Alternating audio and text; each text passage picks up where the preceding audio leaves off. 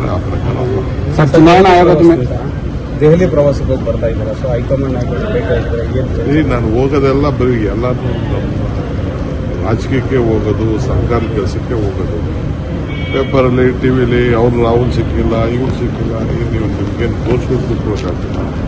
ಒಂದಿನ ಆಗ್ತಾ ಇದ್ದೀರಾ ಫೋಟೋ ಜೊತೆ ಕೂತ್ಕೊಂಡು ಮಾತಾಡ್ತಾ ಇರೋದು, ಚರ್ಚೆ ಆಗ್ತಾ ಇದ್ದೀರಾ, ಭೇಟಿನೇ ಆಗಿಲ್ಲ ಅಂತ ಯಾವುದೋ ಪೇಪರ್. ನಾವು ಸುಮ್ಮನೆ ನಾನು ಯಾಕೆ ಮಾತಾಡೋದು ಅಂತ ಇದೆ. ಬಟ್ ಒಂದು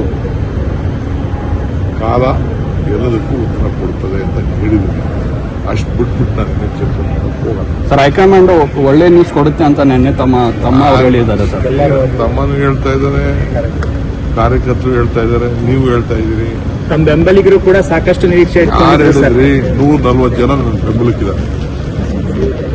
140 ಜನ ಬೆಂಬಲಕ್ಕಿದ್ದಾರೆ, ಇನ್ಕ್ಲೂಡಿಂಗ್ ಚೀಫ್ ಮಿನಿಸ್ಟರ್ ನನ್ನ ಬೆಂಬಲಕ್ಕಿದ್ದಾರೆ. ನಿಮ್ಗೆ ಗೊತ್ತಿದೆಯಾ ನಾನು ಚೀಫ್ ಮಿನಿಸ್ಟರ್ ಏನು ಮಾತಾಡಿದ್ದೀವಿ ಅಂತ?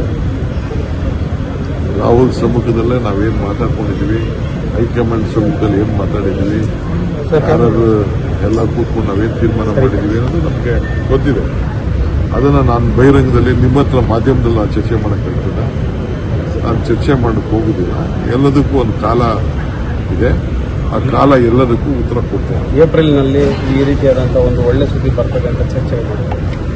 ಏಪ್ರಿಲ್ ತಿಂಗಳಲ್ಲಿ ನೋಡೋಣ. ಈಗ ಯಾಕಂದ್ರೆ ಮಾತು ಸರ್, ರಾಜಕೀಯ ಕಾರಣಕ್ಕಾಗಿ ದಾವೋಸ್ ಪ್ರವಾಸ ಮೊಟ್ಟುಗೊಳಿಸಿರೋದು ಸರಿಯಲ್ಲ ಸಿಎಂ ಡಿಸಿಎಂ ಅಂತ ಬಿಜೆಪಿ ನಾಯಕರು ಆರೋಪ ಮಾಡ್ತಾ ಇದ್ದಾರೆ ಸರ್. ಹೇಳ್ತಿರೋದು ಅರ್ಥ ಇದೆ, ನಾನು ತಪ್ಪು ಅಂತ ನಾನು ಹೇಳೋದಿಲ್ಲ. ನಾಳೆ ಬೆಳಗ್ಗೆ ಈ ಪ್ರಶ್ನೆ ನಾನು ಕೇಳಿ